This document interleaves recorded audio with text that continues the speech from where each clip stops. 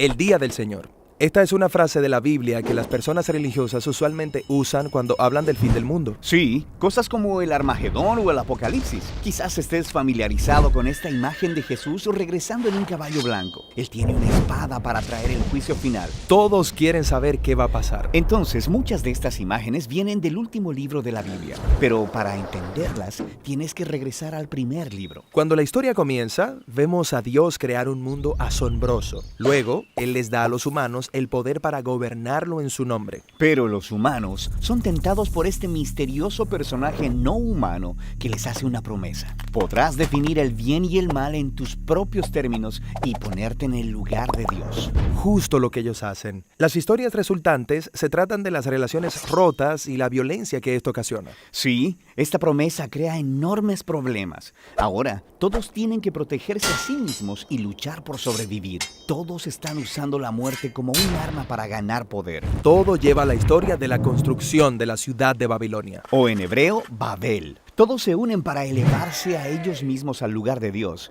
Y Dios sabe lo devastador que esto podría ser. Toda una cultura redefiniendo el bien y el mal como si fueran Dios. Así que Dios confunde su lenguaje y los dispersa. De aquí en adelante, Babilonia se convierte en una clase de ícono en la historia bíblica. Es una imagen que representa la rebelión corporativa de la humanidad contra Dios. Y la siguiente vez que vemos esto es en la historia del antiguo Egipto. Es cierto, el faraón, rey de Egipto, se siente amenazado por estos inmigrantes israelitas. Él empieza a matar a todos los niños y esclavizar al resto. Esto es realmente malvado. Sí, Egipto es como una Babilonia más grande y malvada. Ellos se cuidan a sí mismos a costa de los demás, redefiniendo el mal como bien. Así que Dios le retorna a Faraón su propio mal. Su orgullo lo impulsó y fue tragado por la muerte. Después de esta gran liberación, los israelitas cantan una canción acerca de cómo Dios es su guerrero que los liberó del mal. Los israelitas se referían a este momento como el día. El día en que fueron rescatados de un sistema humano corrupto. Y cada año, desde ese momento, los israelitas han celebrado el día de su liberación con una cena simbólica de un cordero sacrificial. Se llama Pascua. Eventualmente, Israel llega a su propia tierra y tiene sus propios reyes y se enfrenta con nuevos enemigos. Así que ese pasado día del Señor, celebrado en cada Pascua, comienza a generar la esperanza de que Dios traerá el día de nuevo para salvar a Israel de las nuevas amenazas. Ahora, allá en las colinas, había un pastor de ovejas llamado Amós. Él fue designado por Dios como profeta para anunciar impactantes noticias a Israel, que Dios traería otro día del Señor contra sus enemigos. Y esta vez el blanco es Israel. ¿Qué?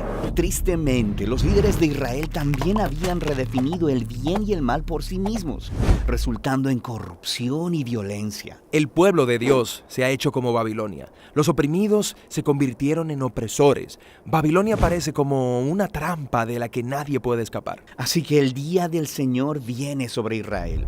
Son conquistados, llevados cautivos al exilio. A partir de ese momento, Israel sufrió bajo el gobierno de continuos imperios opresivos. Esta es la historia en la que nació Jesús.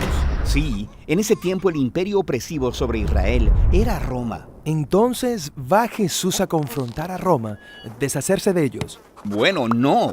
Jesús vio como el verdadero enemigo a ese mal misterioso y no humano, ese mal que había seducido a Babilonia, Egipto, Roma e Israel. Toda la humanidad se ha rendido a la promesa del poder del maligno. Esto es lo que Jesús resistió solo, en el desierto, cuando fue tentado a utilizar su poder con fines egoístas. Pero Él no lo hizo.